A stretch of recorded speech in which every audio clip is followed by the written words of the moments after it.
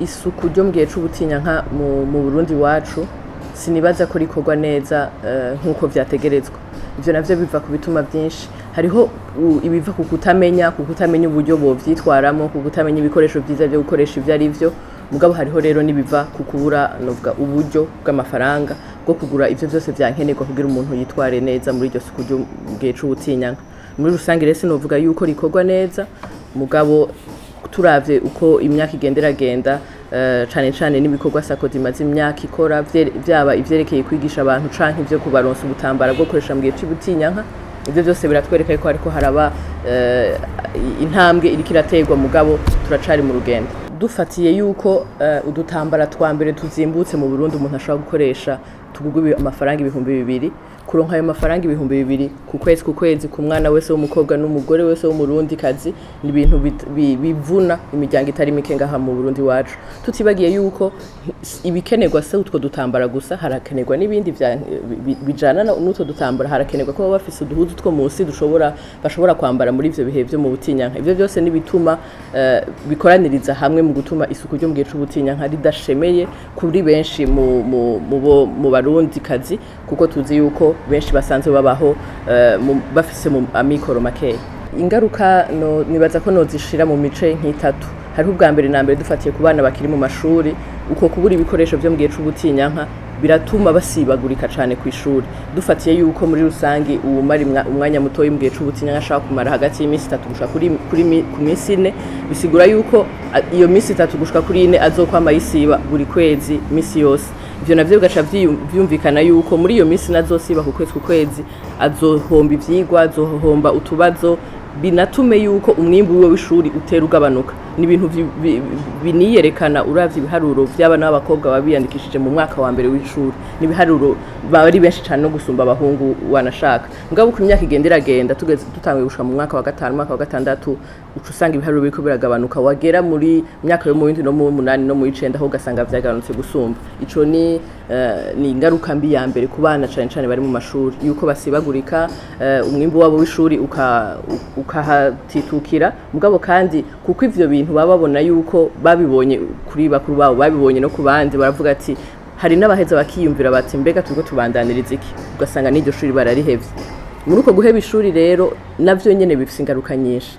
Hari abakegerwa mu buhumbu, hari abatangura kuja kubaka bataragera, bagatwara inda bataragera, naza nkurikizi zose mbi muzi ku mwana w'umukobwa batwaye inda ataragera bishobora no kumuhitana. Ico ni ku gice ca mbere novuga kuba ari mu mashuri cane.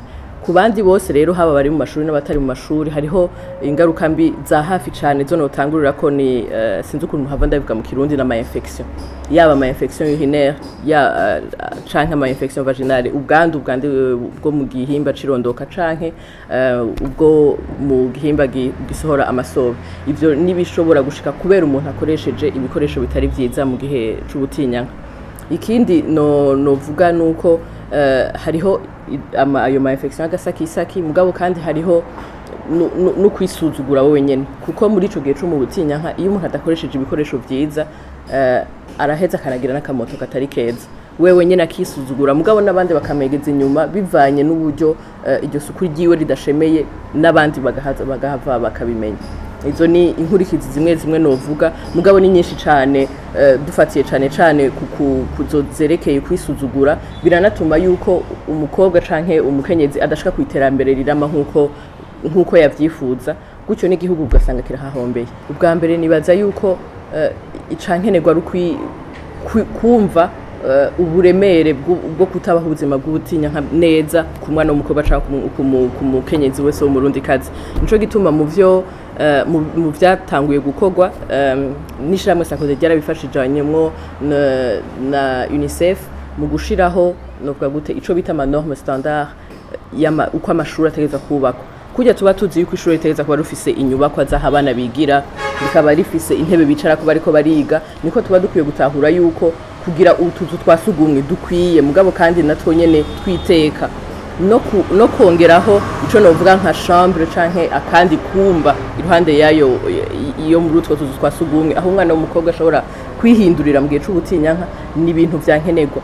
Ikindi nuko kugira ashobore kubaho mu buzima bwe bw'ubutinyanka ari ku ishuri yorohewe mu mutekano ntangere abakeneye amazi meza aho kuri iryo shuri. Ico ni ikintu rero tuba dukwiye twese gutahura yuko kujya tubona yuko inyubakwa ikenewe kugira ntiyiga ariko aranyagirwa yuko no kuronka utuzu twasugumwe twiteka, kuronka aho yihindurira no kuronka amazi meza n'isabuni vyo gukaraba ari ibintu navyo nyene ngenderwako. Nivyo nyene vyarimwo muri ayo norme standard yo ishuri ritegeza gukwiza kugira ribe ryitwa yuko gikwije vy'ukuri, yuko hategeza kuba hariho ahantu bashobora twavuze aho bashobora kwihindurira, mugabo haba hariho n'uburyo novuga gute uburyo bw'ukuntu bakoresha ibikoresho biba bisanzwe byakoresheje, namba ari bimeswa yuko bashobora kuronka aho bamesera, namba ari bitabwa bakaronka aho babita. Ivyo navyo nyene biri mu bituma isuku ryo mu butinyanka ridaba rishemeye cane ku mashuri. Gushika ubu ngaha mu Burundi ibikoresho umuntu ashobora gukoresha mu gihe c'ubutinyanka biri ubwoko bubiri.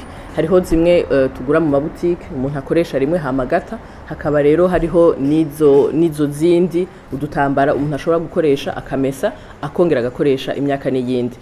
Muri utwo dutambara rero uko novuga ni agatambara gateka kahingurwa n'ishirahamwe Sakode, kakaba gakoreshwa hagati y'imyaka 3 gushika kuri 5.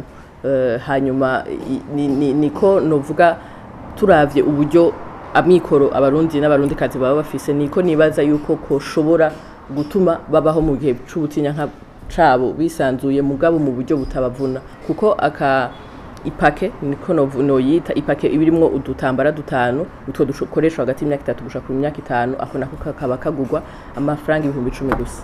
Ubwa mbere isuku ryo mu butinyanka ibituma ritosekara biri mu mico 3. Hariho kubura ico novuga inyigisho z'ukuri, hariho kubura ivyo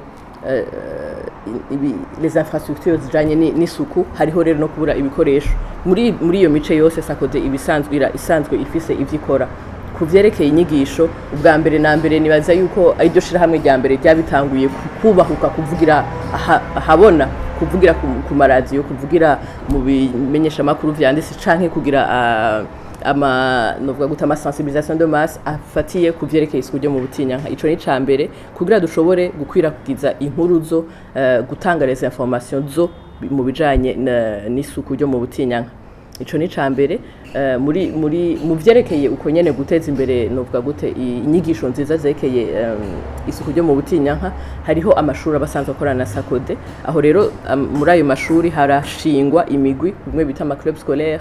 Muri ayo ma club scolaire rero ababa bayarongoye umwigisha bayarongoye arakarihirizwa ubwenge muri ivyo vyerekeye isuku ryo mu butinyanka mugabo n'ibindi bijanye n'ubuzima ndoragitsina, hanyuma bakaza barahura n'imiburiburi rimwe ku ndwi n'abo banyeshuri kugira abigishirizeho ivyerekeye isuku ryo mu butinyanka, gutyo abo banyeshuri nabo nyene bazogenda kubera umuco abandi.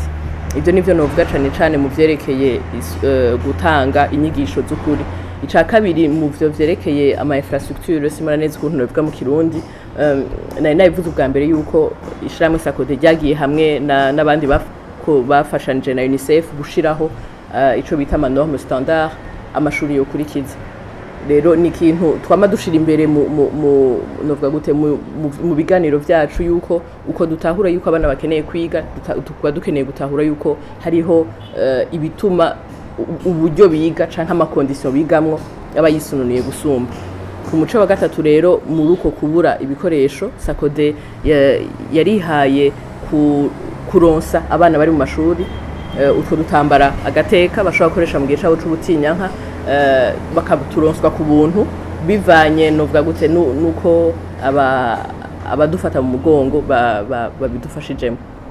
Mu badufata mu mugongo leta irimo kuko ntaco toshobora gukora tutari kumwe. Turakorana cane n'umugambi w'igihugu ujejwe irondoka rijanye n'amagara meza, ico bito PNSR, Programme National de la Santé Reproductive, n'abantu twama dukorana cane vyaba mu vyerekeye ivyo vyo gushiraho ama club ku mashuri, vyaba ivyo vyose vy'ibiganiro dutegura kugira dukangurire hamwe abarundi twese kumva yuko ikibazo c'ubutinyanka atari ikibazo cega umukobwa canke umugore ku giti ciwe, ari kibazo kitwega twese ku rwego rw'igihugu.